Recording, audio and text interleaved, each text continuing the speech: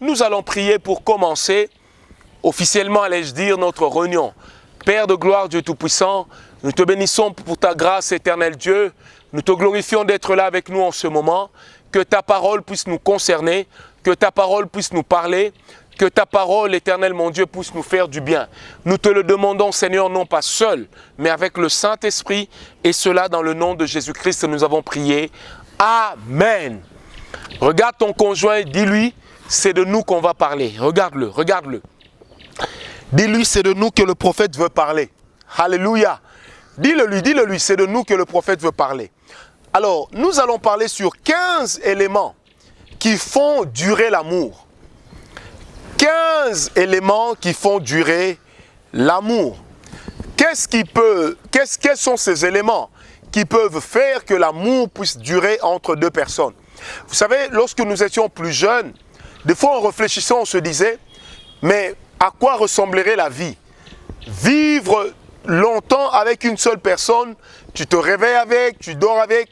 Et je me rappelle moi-même, je me disais toujours, mais est-ce que ça ne sera pas lassant?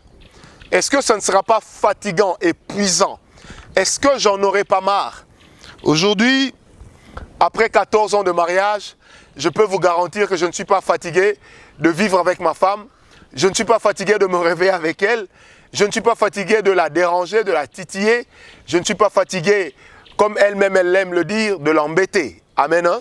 Alors, quels sont ces 15 éléments qui peuvent faire durer l'amour?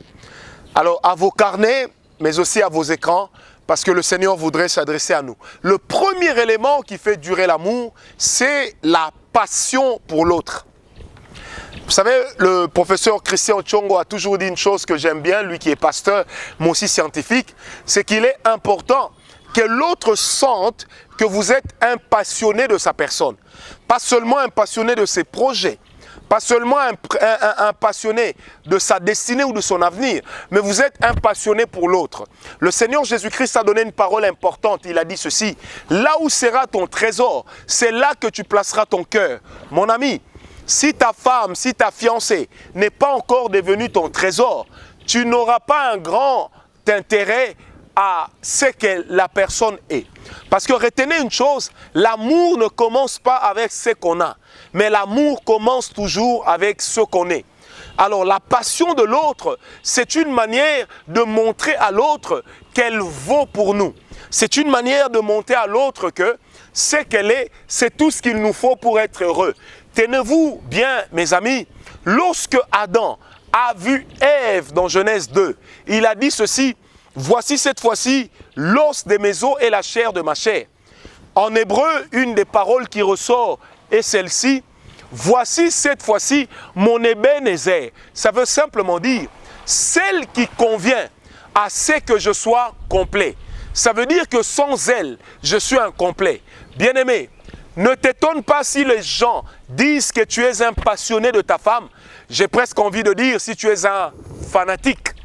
Même s'il faut rendre à l'amour ses yeux, il y a toujours un zeste de naïveté. Il y a toujours un zeste de passion qui nous anime lorsque nous sommes amenés à parler de l'autre ou lorsque nous sommes amenés à considérer l'autre. Amen. Hein? Donc la première des choses qui amène l'amour à durer longtemps, c'est être passionné de votre partenaire. Sœur, sois passionné de ton mari. Parle de lui comme le meilleur homme. Parle de lui comme l'homme qu'il faut. Même si les gens vont dire, mais tous les jours, ce n'est pas toujours rose, mais rappelle-leur que les roses ont toujours leur ronce. Amen. Hein? Mais que cela n'empêche pas à la rose de pouvoir ressortir son parfum, sa beauté et sa couleur. C'est une des dimensions que nous trouvons dans l'amour. Donc la première chose, c'est la passion pour l'autre. Exprimer de la passion pour l'autre. Devenir amoureux. Être complètement un fanatique de l'autre. Amen. Hein? La deuxième chose qui fait durer l'amour, ce sont les jeux. Les jeux valent leur pesant d'or en amour. Prenez avec moi les pages de vos Bibles, tournez-les avec moi dans Genèse 26, versets 8 à 11. Je suis déjà en train de voir quelqu'un qui regarde sa femme du coin de l'œil. Je suis déjà en train de voir une femme qui dit à son mari, tu vois, hein, je t'ai toujours dit ça. Encore les femmes, elles aiment bien lorsqu'un autre homme parle des problèmes des hommes. Là, elles se disent, tu vois, hein, si c'était moi, tu n'allais pas m'écouter. Frère, écoute-la, elle est importante. Amen. Alors, la deuxième clé, comme je venais de le dire, ce sont les jeux. Dans Genèse 26, verset 8 au verset 11, la Bible dit ceci, « Comme son séjour se prolongeait, on parle de Isaac. Il arriva qu'Abimelech, roi des Philistins, regardant par la fenêtre, vit Isaac qui plaisantait avec Rebecca, sa femme. Abimelech fit appeler Isaac et dit, « Certainement c'est ta femme. Comment as-tu pu dire c'est ma sœur ?» Isaac lui répondit, « J'ai parlé ainsi de peur de mourir à cause d'elle. » Amen. Et on peut continuer. Bien-aimé, j'ai presque envie de dire ce matin en ce moment, que Abimelech était comme un amoureux qui avait le flair des amoureux. En regardant Isaac, il s'est dit, ce genre de blague, ce genre de plaisanterie, ce genre de jeu, on ne les fait qu'avec les personnes qu'on aime. Bien-aimés, j'aimerais bien être clair, mes amis. N'ayez pas l'habitude de déclarer certaines paroles à des personnes que vous n'aimez pas. N'ayez pas cette habitude-là. Comment vas-tu faire un SMS à une sœur en disant « Ma chérie, je pense à toi, mon bébé, prends soin de toi » lorsque tu n'es pas amoureux. Et après le jour où la sœur dira que tu es amoureux d'elle, tu diras « Non, elle a menti, elle n'a pas bien saisi mon message. » Bien-aimé, retenez que dans tout le langage, dans tout le discours humain, il y a toujours ce qu'on appelle le discours pur ou le sens propre ainsi que le sens péjoratif. On ne dit pas à la femme d'autrui, je pense à toi, prends bien soin de toi. Bien aimé, c'est des paroles qui prêtent à confusion. On ne blague pas avec une femme en tenant sa poitrine et en disant, waouh, t'as une grande poitrine ou ta poitrine elle est petite. C'est simplement ce qu'on appelle des blagues déplacées ou alors des remarques déplacées ou encore des compliments qui ne sont pas à leur place. Amen. Les jeux valent leur pesant d'or. Vous savez, lorsque moi je suis avec ma femme, on n'hésite pas à jouer à cache-cache, on n'hésite pas à jouer à cheval qui dit, ça veut dire je me mets à quatre pattes, elle monte sur mon dos et puis elle chante cheval et moi je fais qui dit. Pourquoi? Parce que l'amour vous permet justement de vous rapprocher. Les jeux vous permettent de vous rapprocher. Les jeux permettent à ce que chacun sorte un peu de son carcan et c'est la chose qui dérange plusieurs personnes. Écoute mon bien-aimé, être sérieux dans la vie ne veut pas dire ne pas rire. Être sérieux dans la vie ne veut pas dire ne pas plaisanter avec la personne qu'on aime. Rappelez-vous de l'épopée de Mitterrand avec Mazarine. Vous savez, Mitterrand craquait tellement dans le palais de l'Élysée qu'on lui a même créé une porte qui était complètement dérobée et c'est par cette porte-là qu'il sortait pour aller rencontrer la maman de Mazarine. Et c'est là qu'il a eu Mazarine, sa fille, que plusieurs d'entre vous connaissent. Mes amis, c'est juste pour vous dire une chose qui est importante, c'est que dans la vie, les jeux sont importants. Bien-aimé, achète-toi une PlayStation 4, 5, jouez avec madame. Achetez un jeu de 6, jouez avec madame. Qui vous a dit que jouer au jeu de dames était païen? C'est lorsqu'on joue pour de l'argent que ce n'est pas normal. Qui vous a dit que jouer au jeu d'échecs était païen? Qui vous a dit que jouer au Nzango? Vous savez, le Nzango, les Africains connaissent ce jeu où la femme est en train de présenter son pied. Et je n'en connais pas bien les règles. Je n'ai pas eu l'opportunité de grandir avec des filles. Comprenez que mon père n'ayant eu que des garçons, donc nous avons grandi dans une arène d'hommes. Amen. Alors posons-nous la question, mes amis. Pourquoi les jeux sont importants? Parce que les jeux vont vous permettre de découvrir la personnalité cachée de l'autre. Vous n'avez pas toujours besoin de titiller l'autre par la colère, mais par les jeux, les limites de l'autre paraissent également au grand jour. Par les jeux, vous savez que par exemple la sœur Nathalie n'aime pas trop les blagues. Sinon elle va vous rappeler, frère, ne blague pas avec moi. Je ne suis pas ton ami. Est-ce que vous comprenez? Cela est important. Donc les jeux en amoureux, c'est très important. Amen. Les jeux en amoureux. La troisième chose qui amène l'amour à rester longtemps, ce sont les promenades. Ayez l'habitude de vous promener à deux, mes amis. Même si tu es un chef d'entreprise. Obama a dirigé la nation la plus puissante du monde. Mais il avait le temps de tenir sa femme Michelle, d'aller quelque part en Floride, à la plage, à Miami, de marcher à la plage, de laisser un peu son téléphone éteint. Mais toi, tu es toujours là, avec ton téléphone, lorsqu'on t'appelle, non, c'est la sœur telle qui m'appelle, elle a besoin de prière. Frère, tu n'arrêteras pas le besoin de prière de l'humanité en devenant disponible ad vitam aeternam pour tout le monde. Est-ce que quelqu'un me comprend? Donc, aie le temps aussi de te promener. Aie le temps à consacrer à l'autre. Marchez, faites du shopping, courez ensemble, allez à la plage, laissez un peu les enfants à la maison. Vous savez, l'excuse des enfants, c'est une excuse qui ne convient pas à un couple qui veut durer longtemps. Amen. Laissez un peu les enfants aux voisins lorsqu'ils sont chrétiens et bien assis dans la parole de Dieu. Laissez les enfants à leur tante. Prends le temps de passer ta main autour de la hanche de la sœur. Allez vous promener. Ma sœur, prends-le par la main. Ne dis pas, mon mari est trop sérieux, il n'aime pas ces choses. Ce n'est pas être sérieux, c'est être tout simplement une personne soit grise ou alors être une personne qui ne comprend pas ce qu'il faut. Vous devez apprendre à vous promener. Amen. Hein? Ça, c'était la troisième des choses. La quatrième des clés qui est importante lorsqu'on veut faire durer l'amour, c'est non seulement les promenades en amoureux, mais le plus important, c'est aussi avoir le sens de l'humour. Le sens de l'humour. Apprendre à échanger profondément, sans toujours pour but les relations sexuelles qui vont venir après. Comme un chrétien me disait une fois, il dit, moi et ma femme, elle-même, elle sait, hein, quand on commence à blaguer, il y a suite et fin. Non, mes amis, ne soyez pas toujours un sauvage à ce point.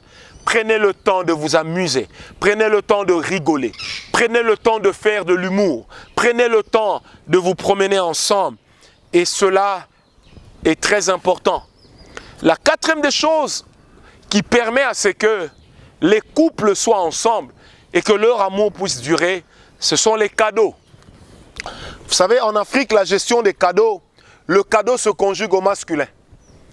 Ça veut dire que généralement chez nous en Afrique, les femmes attendent que les cadeaux viennent des hommes. Les femmes attendent que la galanterie puisse venir des hommes. Elles n'ont pas besoin de faire des cadeaux. Lorsqu'une femme vous fait le cadeau, elle va vous faire le cadeau à Noël, à la bonne année et à votre anniversaire, 3 fois l'an. Mais sinon, elle ne vous fait pas de cadeaux. J'ai eu une amie fille dans le passé qui me disait, prophète, est-ce que tu sais que quand tu fais des cadeaux à un homme, il va finir par croire que tu es faible? Bien-aimé, l'amour a toujours ce côté de faiblesse que nous ne devons jamais négliger. Apprenez à faire des cadeaux. Toi, tu vas acheter une belle voiture. Mets cette voiture au nom de ta femme.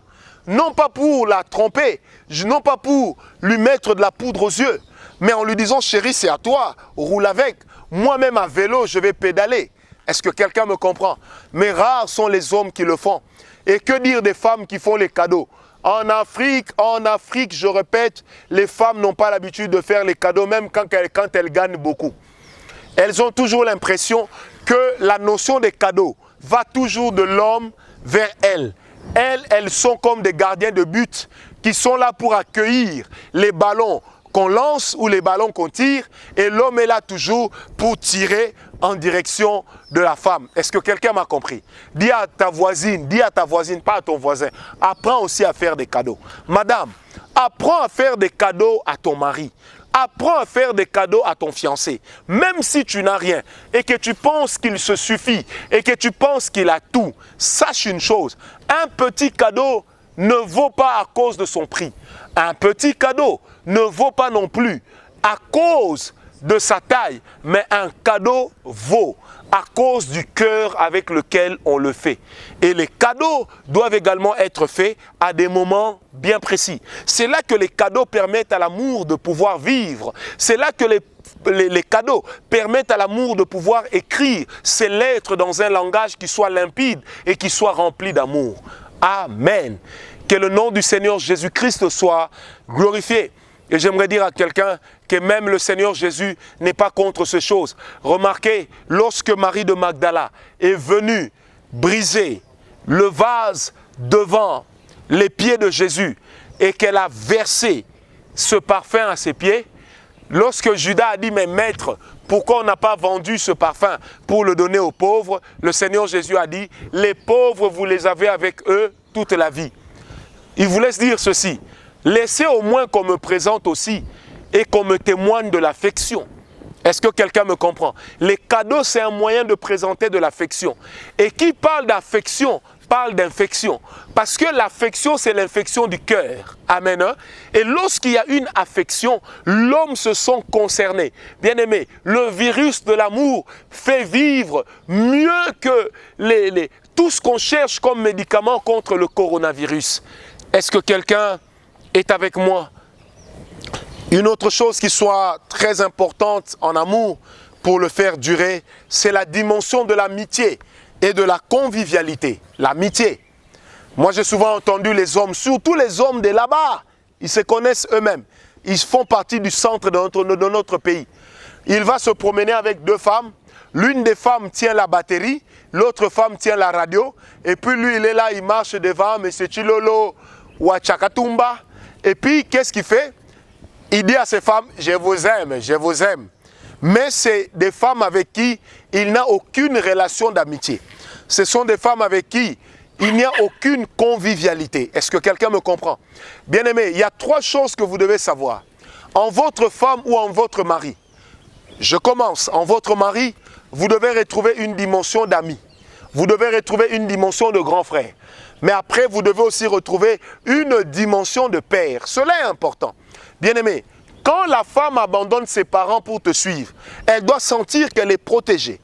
Elle doit sentir qu'elle est aimée, qu'elle est choyée. Mais elle doit également sentir une chose, c'est que cet homme est mon ami. Bien-aimé, l'amitié est très importante. Prenez avec moi Cantique de Cantique 5, le verset 2. Cantique de Cantique 5, verset 2. La Bible dit, j'étais endormi, mais mon cœur veillait. C'est la voix de mon bien-aimé qui frappe. Ouvre-moi, ma sœur, mon ami, ma colombe, ma parfaite, car ma tête est couverte de rosée. Mes boucles sont pleines des gouttes de la nuit. Amen.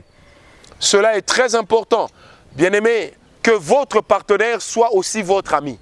Ne soyez pas fiers de dire que moi, ma femme ne peut pas blaguer avec moi. Moi, ma femme ne peut pas me dire n'importe quoi. Bien-aimé, si elle ne dit pas à vous, à qui va-t-elle le dire? Il est impératif de faire grandir une relation d'amitié. Votre femme doit être pour vous l'une de vos meilleures amies dans la vie. Quand je dis l'une, en tant que femme, elle doit être la première meilleure amie. Mais vous pouvez avoir aussi un meilleur ami garçon dont la compagnie peut également vous faire du bien et avec qui vous pouvez parler entre vous les hommes. Est-ce que quelqu'un m'a donné un amen? Très bien. Donc je disais, la dimension de l'amitié et la convivialité, l'élégance dans la vie est très important. Est-ce que quelqu'un me comprend? Sois un homme charmant pour la femme que tu aimes. Femme, sois une femme charmante pour l'homme que tu aimes. Et être charmant ne rime pas forcément avec le maquillage ou l'habillement, mais ça rime d'abord avec une manière d'être. C'est pourquoi j'ai parlé de la convivialité. Ça veut dire que vous puissiez grandir dans une sorte de complicité. Et la complicité va aboutir à la complémentarité. Amen. Une autre clé, je ne sais plus la quantième pour vous qui écrivez, c'est les sorties en amoureux, que j'appelle aussi avoir le sens du romantisme. Les sorties en amoureux. Frère, tu sors toujours avec tes amis. Tu sors toujours avec tes potes, avec tes frères. Prends aussi le temps de sortir avec ta femme. Fais-la aussi découvrir ce qu'elle n'a jamais découvert. J'ai connu un homme qui a divorcé d'avec sa femme le jour où il est devenu cadre dans une entreprise. C'est ce jour-là qu'il s'est souvenu que sa femme avait les réflexes d'une villageoise. Or, le niveau d'une femme, on peut toujours relever cela. Apprends à sortir avec ta femme, n'aie pas honte d'elle. Apprends à la présenter aux autres. Apprends lui-même à manger avec le couteau et la fourchette. Ma soeur, pareil pour toi. Apprends à ce frère à bien se comporter, à bien se tenir à table. Ayez des promenades, ayez des sorties en amoureux. Allez manger au restaurant. C'est très important, mes amis. Apprends à ta femme que le poulet ne se mange pas avec des couverts, mais que le poulet se mange à la main.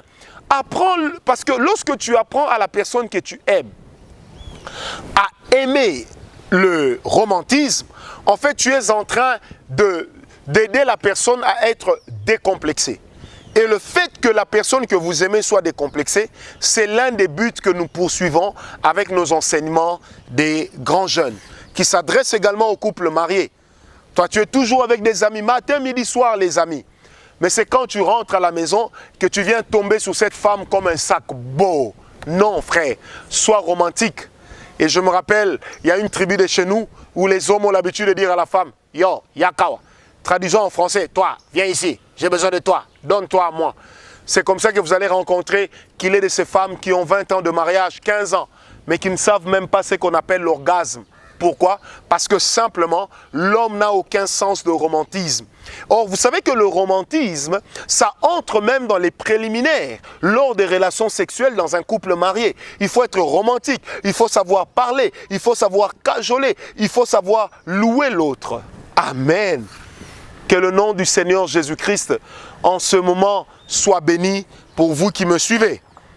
Un autre point qui amène l'amour à durer longtemps, ce sont les échanges sincères et profonds. Apprenez à échanger avec l'autre, non seulement comme des amis, mais avec tout le sérieux possible. Apprenez à échanger, apprenez à parler. Parce que lorsque les échanges sont sincères, l'autre se sent concerné par votre vie. L'autre se sent concerné par les différentes options que vous comptez lever pour votre vie. Est-ce que quelqu'un me comprend? Que des couples dans lesquels la femme subit ce que l'homme avait décidé dans un cabaret avec ses amis. La femme subit ce que l'homme avait décidé lorsque son mari jouait au jeu de dames sur le boulevard Tchatchi avec ses amis.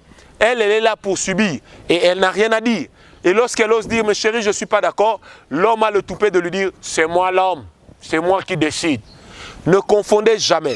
L'autorité d'un homme ne doit pas devenir de l'autoritarisme. Parce que dès lors que votre autorité devient de l'autoritarisme, ça veut dire simplement que vous devenez un tyran.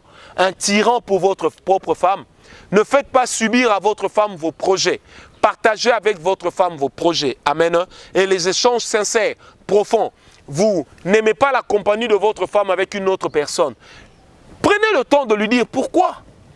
Ce n'est pas parce qu'elle est femme que vous devez à tout prix l'écraser et lui faire subir vos choix. Non, négociez également vos choix. Est-ce que quelqu'un me comprend? Que le nom du Seigneur soit béni. Un autre point qui aide les couples à aller de l'avant fiancés comme mariés, c'est le fait de toujours se battre pour conquérir le cœur de l'autre et ne jamais le prendre pour acquis. C'est là que ça tue l'amour dans plusieurs personnes. Quand on s'est marié, on s'est dit, bon, je l'ai déjà épousée, hein, elle n'ira nulle part, je lui ai fait 4 enfants, 5 enfants, plus personne ne voudra d'elle. Détrompez-vous. Une femme n'a pas besoin d'être reconquise, mais elle a besoin qu'on puisse la conquérir de nouveau. Comme si ceci était une nouvelle histoire vers laquelle on y va à chaque fois. Bien-aimés, votre histoire d'amour avec la femme que vous aimez, avec la fiancée que vous aimez, ça doit être rempli de nouveautés. Apprenez à la conquérir. Apprenez à lui offrir des fleurs. Apprenez à lui parler avec tellement de passion, tellement d'amour, tellement de tendresse qu'elle-même, même si quelqu'un d'autre lui fait la cour, qu'elle comprenne que je ne peux pas lâcher Michael pour Adrien. Michael est quand même particulier. Mais toi, tu aimes la femme, ta seule manière de la conquérir, c'est de lui dire, chérie, tu as besoin de combien? Prends, prépare. Non, frère, la vie ne rime pas qu'à l'argent. On n'achète pas l'amour. Amen. Tout ce que l'amour achète, tout ce que l'argent achète est périssable. Je répète, tout ce qu'on achète avec de l'argent est périssable. Et vous devez apprendre à faire quoi? À toujours conquérir le cœur de l'autre. Bien aimé, n'oubliez jamais que la vie de votre partenaire ne se trouve pas sur ses maquillages. La vie de votre partenaire se trouve dans son cœur. C'est pourquoi la Bible dit quelque chose de très important et que nous ignorons souvent. C'est que la Bible dit, garde ton cœur plus que toute autre chose, car de lui viennent les issues de la vie. Bien aimé, lorsque ton cœur est conquis par une personne merveilleuse, lorsque ton cœur est conquis par une personne qui t'aime réellement, une chose est importante, c'est que sans effort, tu te rendras compte que tu as toujours envie d'être avec la personne. Tu as toujours envie de communier avec la personne. Est-ce que quelqu'un me comprend? Toujours conquérir le cœur de l'autre. Ne jamais le prendre pour acquis. Vous savez, certaines choses qui arrivent dans des couples mariés, quand ça arrive, des fois on pleure, on dit « Je ne croyais pas qu'elle pouvait me faire ça. Je ne croyais pas que lui vraiment pouvait me faire ça. » C'est lorsqu'on prend les choses pour acquis. Que dire de ces femmes une fois à la maison qui arrêtent de considérer leur mari comme des gens qui ont aussi besoin d'amour, comme des personnes qui ont aussi besoin de tendresse. Elle commence à s'habiller, le monsieur sort à 6 h, il rentre à 20 h. Il est sorti, il t'a laissé en pyjama. À 20 h, quand il rentre, tu es en pyjama. Parce que tu te dis, c'est mon mari, il prie, il n'ira nulle part. Bien-aimé, la Bible dit ceci, le cœur de l'homme est insatiable par-dessus tout. Et à la Bible d'ajouter, le cœur de l'homme est comme le séjour des morts qui ne dit jamais assez. Donc apprenez non seulement à être passionné, mais apprenez à conquérir le cœur de votre femme, de votre fiancé. Faites-lui des fois des cadeaux à l'occasion de rien. Faites-lui des virements bancaires à l'occasion de rien. Vous savez, dans la vie, lorsque vous calculez sur tout, un jour vous calculerez aussi sur votre divorce. Un jour vous calculerez aussi sur les frais d'avocat. Est-ce que quelqu'un m'a compris? Montrez à l'autre que vous l'aimez, montrez à l'autre que son cœur vous intéresse et que l'état de son cœur, c'est ce qu'il vous faut. Est-ce que quelqu'un m'a donné un amen très bien? Je suis encore en train de voir une femme regarder son mari en disant, tu vois, hein? Non mes amis, rien n'est acquis. Aussi bien pour les hommes que pour les femmes, même lorsqu'on est ensemble, on doit entretenir cette flamme. La Bible dit ceci, par manque de bois, le feu s'éteint. Le Seigneur se chargera de faire souffler le vent qui permettra que le feu puisse être là. Mais il appartient aux êtres humains, dans leur relation amoureuse, d'ajouter les bûches qui vont entretenir l'amour. Est-ce que quelqu'un me comprend? Donne-moi un amen bien si tu es d'accord avec moi. Une autre chose qui est importante et qui fait durer l'amour, c'est la fidélité et la sincérité dans la relation. Vous savez, je n'aimerais pas excuser les péchés des uns et des autres, mais j'aimerais dire qu'un homme sincère, c'est celui qui est capable d'avouer son péché à l'autre. Bien sûr, mes amis, après avoir sarclé le terrain, parce qu'il ne faut pas venir avouer un péché juste comme si vous étiez en train de vouloir vous décharger d'un poids. Non. Être une personne fidèle, c'est un moyen pour vous de montrer et de témoigner à l'autre de la considération. Amen. Soyez sincère dans votre relation. Ne mentez pas. Vous savez, une fois que le mensonge entre dans une relation amoureuse, le mensonge finit toujours par amener l'interdit. Or, j'ai toujours dit, il ne faut pas que le diable ait quelque chose à vous reprocher. Si le diable a quelque chose à vous réclamer, vous allez sombrer dans la vie de compromis. Quelqu'un m'a compris. Soyez sincère. Dites à votre femme, chérie, la manière dont tu t'habilles là, je n'aime pas ça. Quand je vois les jeunes filles en route habillées sexy, ça me fait zrararararararararara. Est-ce que quelqu'un m'a compris? Soyez sincère. N'allez pas envier chez les autres une chose que vous aurez aimé que votre femme puisse faire pour vous. Soyez fidèles, parce que l'infidélité n'est pas bonne. Et la Bible dit que les adultères n'hériteront pas le royaume des cieux, encore moins les impudiques. Amen. Que le nom du Seigneur soit glorifié dans la vie de ceux qui me suivent en ce moment. Un autre point qui est important et qui fait durer l'amour, c'est la transparence dans la gestion financière. J'ai toujours dit aux bien-aimés, vous qui me suivez avec les grands jeunes et même les couples, quand tu donnes 10 dans ta famille et que tu es marié, donne aussi 10 dans la famille de Vanessa. Ça va donner de l'équilibre. Même si vous avez plus de moyens, ça donne de l'équilibre. La transparence dans la gestion financière va permettre à ce que votre foyer puisse connaître l'équilibre, la joie, le calme, la confiance et la paix. Or, retenez que dans Ésaïe 30, verset 15, la Bible dit, c'est dans le calme, la confiance, la tranquillité et la paix que viendra votre paix. Même si la femme te fait croire qu'elle comprend l'état de ta famille et qu'elle accepte que tu dépenses plus pour ta famille, n'oublie jamais que chez elle aussi, même son père a des besoins. Même sa mère attend un 20 € par Western Union de ta part. Ne te considère pas juste comme si ce sont tes petites soeurs ou ton petit frère qui ont besoin d'argent. Ça peut tuer la communion dans un couple. Est-ce que quelqu'un me comprend? La transparence dans la gestion financière. Pourquoi aurais-tu un porte-monnaie caché?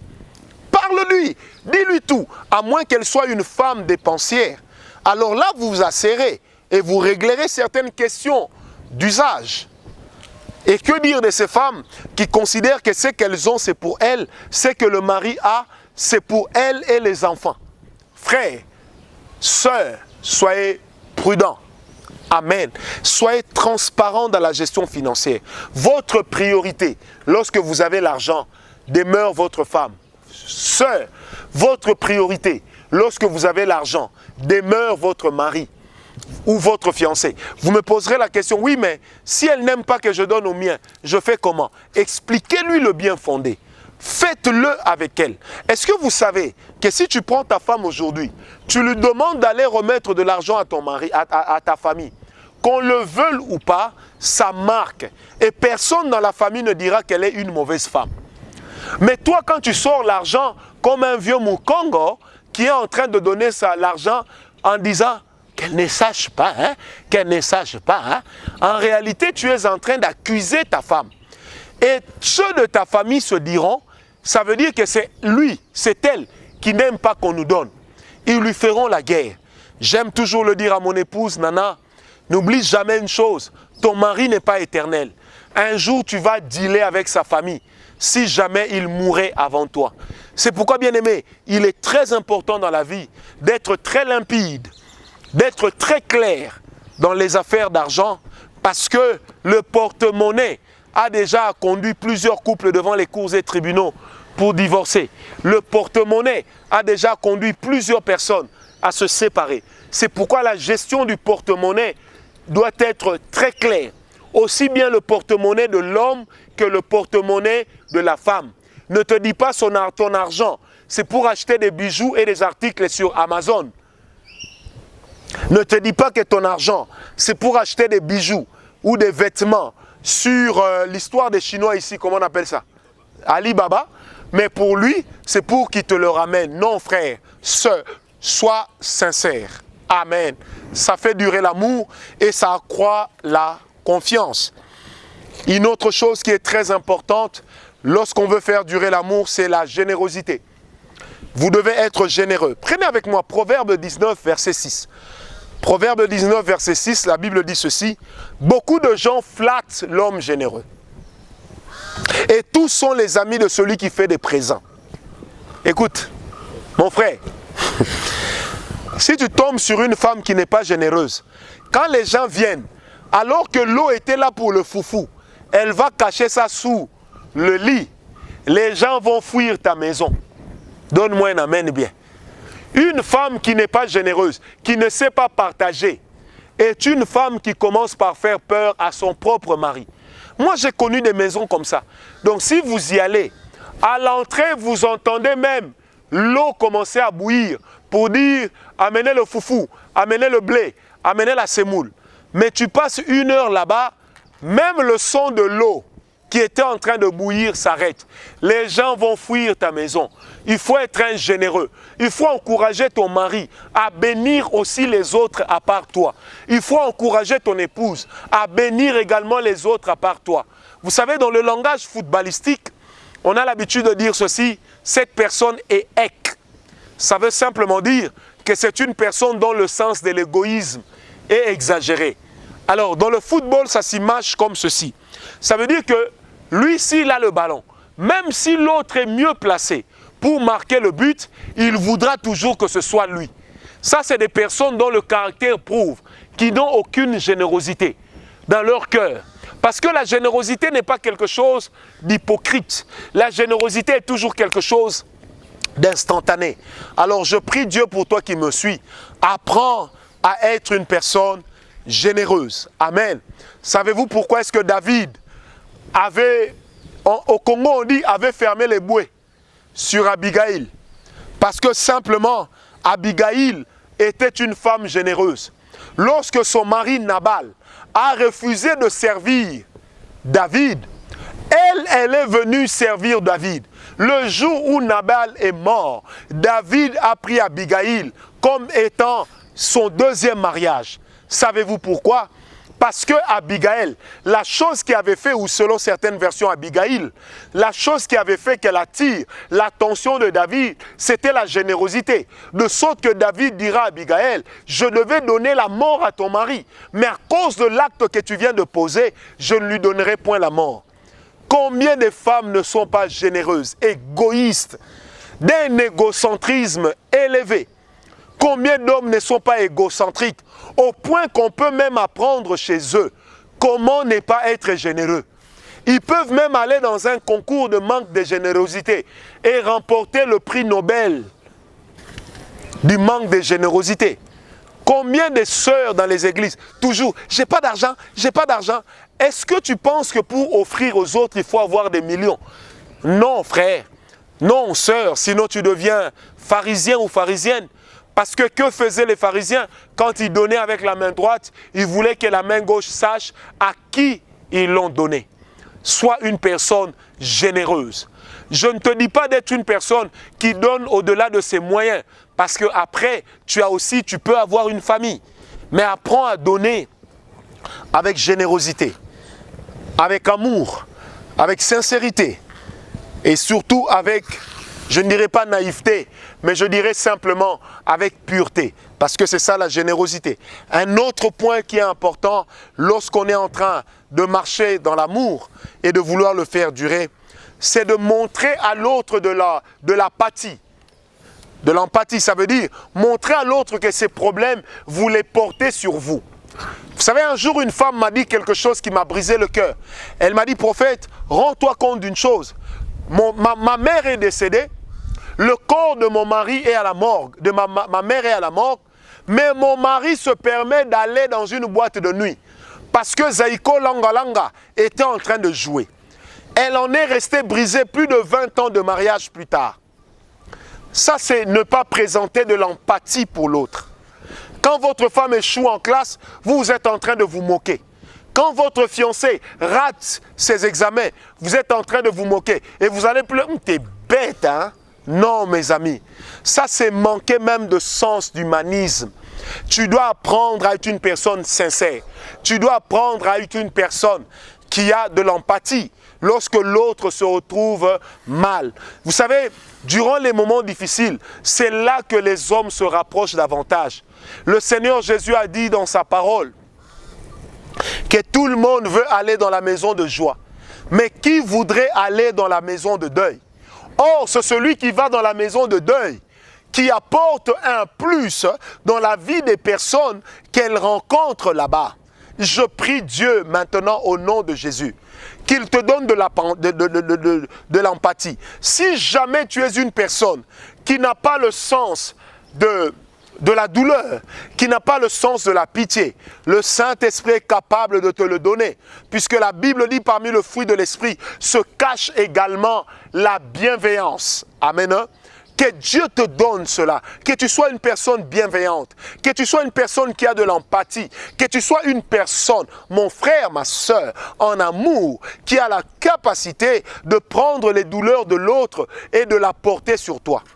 Même si tu as sommeil et que ta femme se sent obligée de se lever la nuit, de pleurer sa mère, de pleurer sa tante, même si tu ne vas pas pleurer, lève-toi au moins, prends-la par la main, un moyen pour toi de lui dire « Je suis avec toi, je compatis à ce qui t'arrive. » Parce que lorsqu'il y a de l'empathie, il y a aussi de la compassion. Mais la compassion ne doit pas être mal placée. Parce que moi, j'ai déjà vu des femmes soutenir leur mari mordicus, même lorsqu'ils ont tort. Elles les soutiennent, mais en oubliant que ce soutien-là est capable de causer préjudice dans leur foyer demain.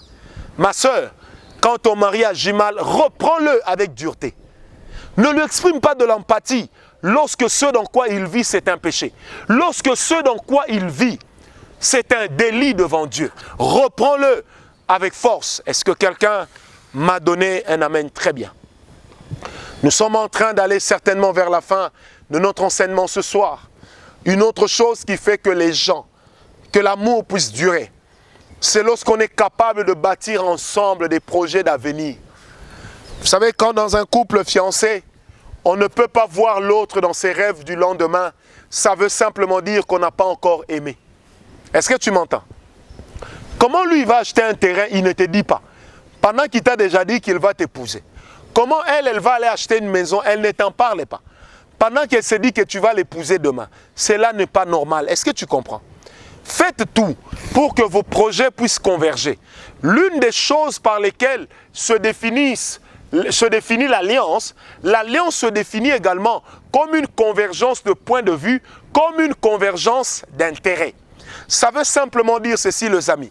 Vous savez, cette semaine-ci, je parlerai de ça. Mardi, mercredi, jeudi, vendredi, je parlerai sur l'alliance et le sang. Et je démontrerai simplement que lorsqu'il y a une alliance entre deux personnes, ça veut dire qu'on met ensemble nos intérêts, qu'on met ensemble même nos frustrations, qu'on met ensemble nos projets. Mais quand tu es incapable de bâtir un projet avec la fille que tu aimes, tu es incapable de bâtir un projet avec l'homme que tu aimes, ça veut dire que tu aimes, comme disent les Quinois, dans le système de Keba-Keba. Ça veut simplement dire qu'on ne sait jamais ce qui peut arriver. Bien-aimé, on ne s'engage pas dans une relation amoureuse durable en se disant qu'il y a beaucoup de chances pour que ça ne puisse pas aboutir. Je prie Dieu en ce moment que la grâce du Très-Haut puisse être témoignée. Que la grâce du Tout-Puissant t'accorde ce côté qui fait encore défaut à ton caractère, qui fait encore du mal à ta personne. Est-ce que tu m'as donné un amen? Très bien. À la fin, nous allons répondre aux questions que tous les amis sont en train de nous poser en ligne. Amen. Un autre point qui fait durer l'amour, c'est qu'on doit apprendre à vanter, à louer les mérites de l'autre. On doit apprendre à louer son sens d'organisation. Lorsque il ou elle l'a, on doit louer ses qualités, on doit louer ses points forts. Ne soyez pas comme ces gens qui se disent toujours, derrière toi, qu'est-ce que tu peux faire de bien? Ou comme ces hommes qui ont l'habitude de dire aux femmes, est-ce que la femme peut bâtir à elle seule une nation? Bien-aimés, n'oublions jamais, même si la femme ne bâtit pas une nation, mais ceux qui bâtissent la nation sortent des femmes. Donne-moi un amen, très bien. Si la femme a été tirée de l'homme, les autres hommes ont commencé à être tirés des femmes. Est-ce que quelqu'un m'a compris?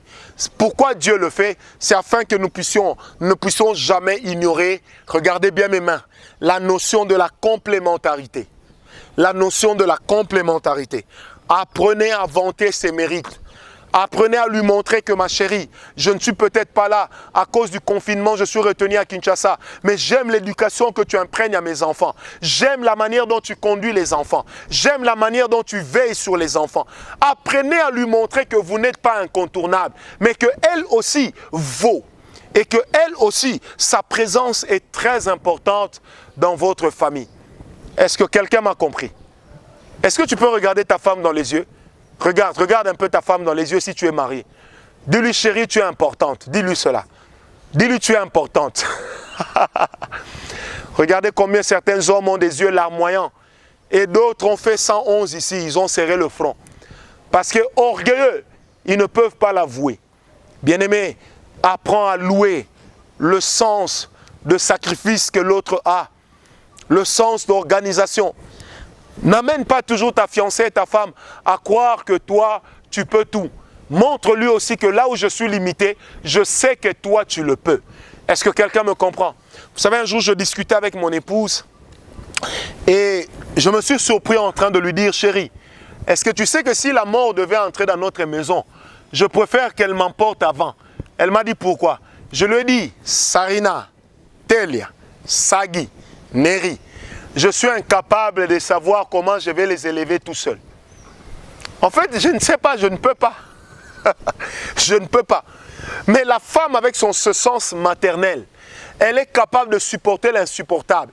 Elle est capable de relever la pente. Même là où elle est devenue, la pente est devenue complètement raide. Est-ce que quelqu'un me comprend? Même là où on est devant une falaise, la femme a toujours des stratégies pour faire sortir des parachutes. Mais toi aussi la femme, apprends à louer ton mari pour ce qu'il fait. Sais-tu combien de femmes auraient aimé être à ta place? Sais-tu combien de femmes auraient aimé avoir la vie que tu as? Apprends à le cajoler pour ce qu'il est. Apprends à vanter ses mérites. Et dans notre enseignement des grands jeunes sur 12 désirs prioritaires de l'homme et de la femme, il y a un point où nous disons ceci, que l'homme a toujours besoin qu'on puisse vanter son ego. Ça, c'est humain. qu'on soit chrétien, qu'on parle en langue. Parce que quelquefois les sœurs pensent qu'un homme qui parle en langue cesse d'être un homme. Il est un homme ordinaire. C'est la langue qui est extraordinaire. Il éprouve les mêmes sentiments, les mêmes besoins d'être vanté que les autres hommes. Il a besoin qu'on lui dise, chérie, t'es beau. Oh chérie, tu as le sens d'organisation, mon chéri. Je vois comment tu te bats. Tu es à l'Unikin, tu es à l'UPC, tu es à l'église. Tu t'occupes de moi, tu t'occupes de nous. Vraiment, merci. L'homme a besoin de ça. Même si, en voulant faire le chimiste, le physicien, en voulant faire le politicien ou le pasteur, il va te regarder en disant « merci ». Mais au moins, ça a pénétré son cœur. Est-ce que quelqu'un me comprend? Apprendre à partager ces moments, c'est aussi apprendre à partager un moment de bonheur. Il y a juste un flash qui retentit dans le cœur et l'autre se dit, elle m'aime vraiment. Parce que vous les femmes, vous avez l'habitude de dire oui, mais la Bible dit, mari aimez vos femmes, femmes soyez soumises. Le seul rôle dévolu à la femme, ce n'est pas seulement celui d'être soumise, mais c'est aussi celui de pouvoir aimer, de pouvoir vanter. Je prie Dieu, sœur Préfina, que tu regardes ton mari, que tu lui dis, chérie, j'aime ce que tu fais pour nous. Même si ce qu'il fait est peu, sache qu'il y a des hommes qui sont incapables de le faire. Il est de ces hommes qui sont incapables de mettre la nourriture sur la table de leur famille. Il est de ces hommes qui ont envie de dormir comme toi, mais ils préfèrent se réveiller à 4 heures, aller là-bas à l'UCC, travailler, être humilié, pourvu qu'il ramène quelque chose, pour que ta fille puisse avoir à manger. Même si tu dis, hey, mon chéri, il va toujours à Païkongila, dans le Bandundu. Mais n'oublie jamais une chose, lorsqu'il va là-bas, il est en train de brader les moustiques, il est en train de brader les horreurs de la route, les serpents. C'est pour que toi, c'est pour que tes enfants, vous puissiez avoir de quoi manger. Est-ce que quelqu'un me comprend? J'ai envie de le dire solennellement et parler au nom de tous les hommes qui m'écoutent. Femmes, savez-vous combien d'hommes sont humiliés pour les bijoux que vous portez? Savez-vous combien d'hommes sont humiliés pour la nourriture que vous mangez? Savez-vous combien d'hommes sont humiliés pour la robe que vous avez mise à la soirée de la dernière fête? Savez-vous combien d'hommes sont humiliés pour vos rouges à lèvres? Ils ne vous diront toujours pas tout. Mais n'oubliez jamais une chose, femmes, hommes, chacun de nous vit avec le martyre de son bonheur sur son lit. Je répète, chacun de nous vit avec le martyre de son bonheur sur son lit. Prenez finalement avec moi le dernier point avant que je ne réponde aux questions. Le respect mutuel. Éphésiens 5, verset 33. La Bible dit, Éphésiens 5, verset 33. La Bible dit du reste, que chacun de vous aime sa femme comme lui-même et que la femme respecte son mari. Frère, le fait que la Bible dise que la femme respecte son mari, ça ne veut pas dire que la femme doit vénérer son mari. Mais ça ne veut pas non plus dire que la femme doit être détestée ou ne doit pas être respectée. Dans la simple terminologie de l'amour se cache également le fait de protéger, le fait de respecter, le fait d'honorer. Est-ce que quelqu'un m'a compris? Tu dois honorer ta fiancée, tu dois la respecter. Toi, tu tabasses ta fiancée devant tes amis. Toi, tu traites ta fiancée comme quelqu'un qui ne vaut rien. Et après, tu es étonné de te rendre compte que les gens lui manquent du respect. Frère, cela n'est tout simplement pas normal. Est-ce que quelqu'un me comprend? Le respect doit être mutuel. Le respect doit garder ce côté, j'aimerais pas dire de vénération, mais de louange. Ça veut dire quand vous respectez quelque part, vous louez l'autre et vous contraignez les autres à pouvoir louer, à pouvoir bénir la personne que vous aimez. J'ai toujours dit à un frère avec qui je parle souvent quelque part, là où le respect pour votre personne est mis en danger, éloignez-vous de là. Sœur, là où l'homme est incapable de vous respecter, si vous n'êtes pas marié, faites attention. Nous ne sommes pas au temps de nos ancêtres. Parce que même Adam a respecté la vie de Ève, même si cela les a conduits au péché. Mais on remarque qu'il a eu du respect pour cette femme. Est-ce que quelqu'un me comprend? Apprends à respecter ta femme. Apprends à respecter ton mari. Apprends à respecter ton fiancé. Ne te comporte pas comme quelqu'un qui a tout, comme quelqu'un qui n'a pas besoin de l'autre et comme si l'autre ne valait rien. Est-ce que quelqu'un m'a donné un amen? Très bien. C'est pourquoi il est important, chers amis, de pouvoir ne pas faire les choses comme les mondains, mais de pouvoir les faire comme des véritables enfants de Dieu. Je crois tellement en Dieu, je crois en sa puissance et je sais que l'Éternel est en train de bénir une personne en ce moment. C'est pourquoi je prie maintenant que le nom du Seigneur Jésus-Christ puisse être béni, que la grâce de Dieu puisse accompagner quelqu'un, qu'un couple qui était au bord de la séparation puisse maintenant être restauré au nom de Jésus. Que ce couple qui était au bord de la crise puisse maintenant être restauré au nom de Jésus. Car l'Éternel te voit comme quelqu'un d'important.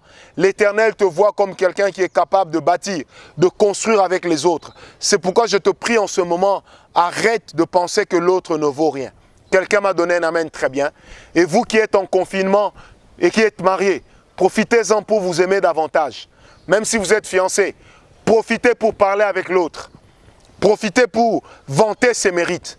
Profitez pour la regarder, appelez-la sur vidéo. Non pas pour montrer votre nudité à une personne qui ne vous a pas encore épousé, mais au contraire, pour lui faire part des sentiments et des émotions qui remplissent votre cœur. Je crois en Dieu, je crois en sa grâce et je sais que l'Éternel, en ce moment, est en train de bénir un couple.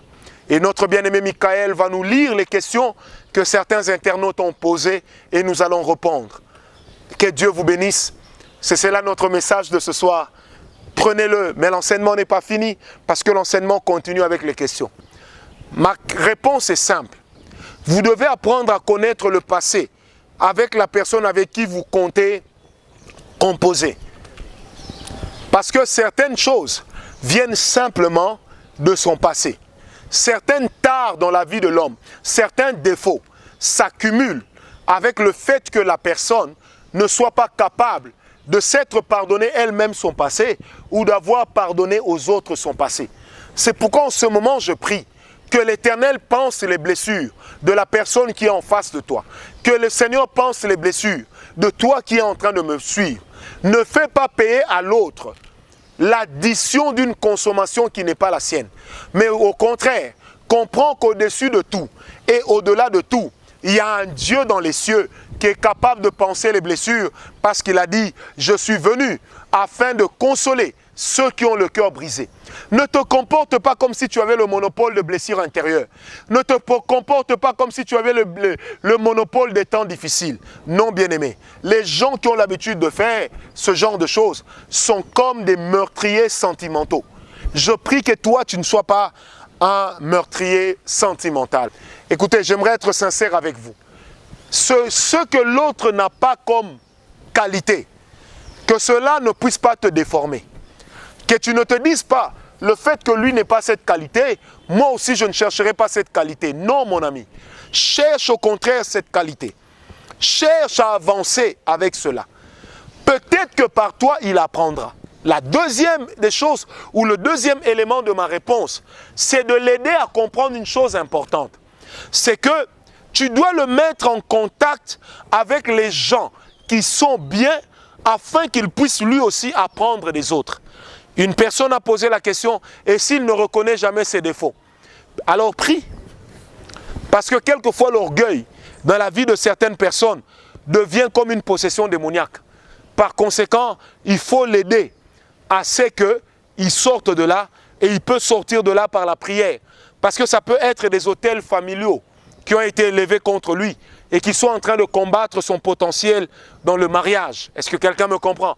Donc tu peux aussi changer le sens des choses et tu peux amener ce cœur qui est meurtri, cette personne qui est remplie de défauts, à devenir une nouvelle personne. Et je sais qu'une chose que l'amour fait, c'est de couvrir une multitude de péchés. Quand la Bible dit dans 1 Corinthiens 13 que l'amour couvre une multitude de péchés, ça ne veut pas dire que l'amour encourage les péchés, mais ça veut simplement dire que l'amour travaille à ce que les défauts ne soient plus. Est-ce que quelqu'un m'a compris? Parce que nous avons tous des défauts, surtout en amour, même dans les couples mariés, dans les couples fiancés. Il existe des défauts que chacun de nous peut avoir, mais le plus important c'est quoi? C'est de travailler. C'est que toi qui me suis, que tu sois également capable de changer toi-même. Le Seigneur Jésus a dit, n'ôte pas la paille qui se trouve dans l'œil de ton voisin. Lorsque tu es incapable d'ôter la paille qui se trouve sur ton propre œil. Est-ce que quelqu'un m'a compris?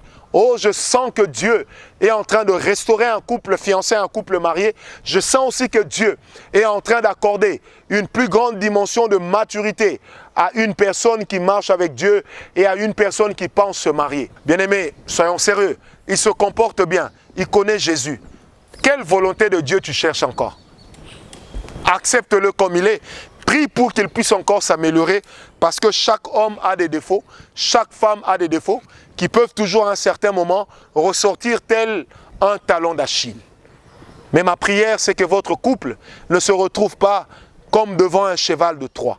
Quelqu'un m'a donné un amen très bien, mais ça veut simplement dire, peut-être que c'est quelqu'un qui a été froissé aussi en amour avant vous.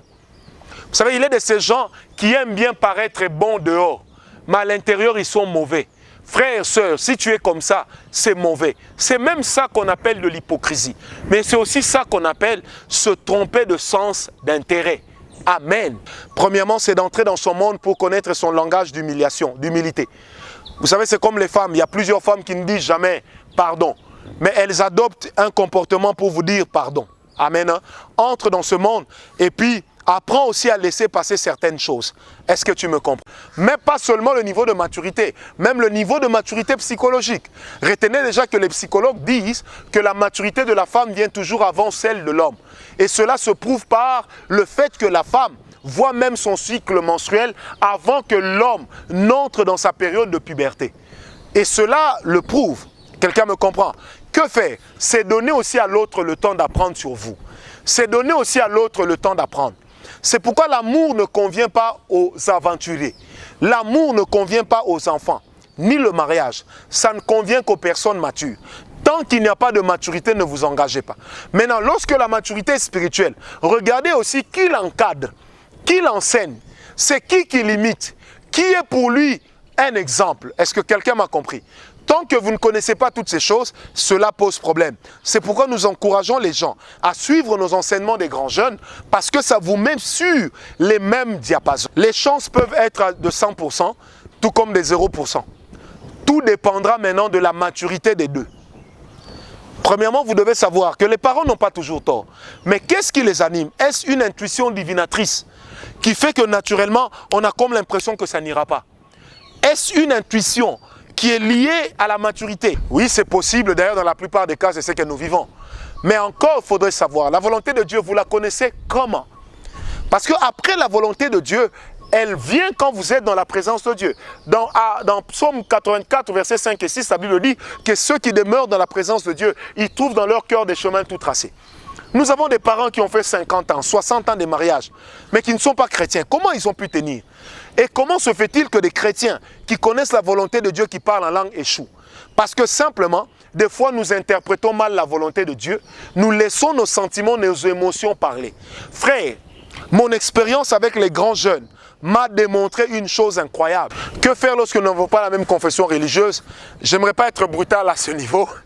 Je voudrais simplement vous dire ceci. Vous devez voir aussi si sa religion accepte Jésus ou pas. Si sa religion n'accepte pas Jésus et que vous n'êtes pas marié, écoutez, laissez. Mais si sa religion n'accepte pas Jésus et que vous êtes marié, cela n'est pas une raison pour divorcer. Priez pour lui parce que la Bible dit, si le mari vit dans l'impureté, la femme qui est sanctifiée va la sanctifier. Mais ça ne veut pas dire qu'il entrera au ciel pour elle. Ça veut simplement dire, au moins la femme peut prier, peut intercéder pour que ce dernier rencontre lui aussi le Seigneur Jésus sur son chemin. Que le nom du Seigneur Jésus-Christ soit glorifié. Vous avez été nombreux à être avec nous pour ce direct des grands jeunes. Nous vous donnons rendez-vous dans 2 semaines. Dans 2 dimanches, nous serons encore ensemble et nous aurons un moment important. Quelqu'un dit, un chrétien peut-il se marier avec un catholique? Là, j'aimerais être très pointu en disant ceci. Généralement, les catholiques se présentent comme étant des chrétiens. Le plus important, c'est que Jésus-Christ soit votre sauveur et qu'il soit reconnu votre Seigneur. N'oubliez pas que même les mouvements de réveil aujourd'hui sont des mouvements qui sont nés des mouvements charismatiques qui ont commencé dans l'église catholique. Donc, un catholique est plus proche de la croix qu'un musulman. Que Dieu vous bénisse. À bientôt. Que la grâce de Dieu soit votre partage. Soyez bénis. Je sais que cet enseignement vous a béni. Et si j'ai parlé en un langage qui a choqué, que le nom du Seigneur puisse vous aider à être restauré dans vos blessures intérieures et que la grâce de Dieu soit Bien. Est-ce possible de divorcer à une personne avec laquelle on ne partage pas la même confession? Je ne répondrai pas directement à cette question parce qu'avant de vous marier, il fallait savoir de quelle confession il est. Et si vous étiez déjà marié, ce n'est pas la confession qui peut vous séparer. Que Dieu vous bénisse. À bientôt. Bye.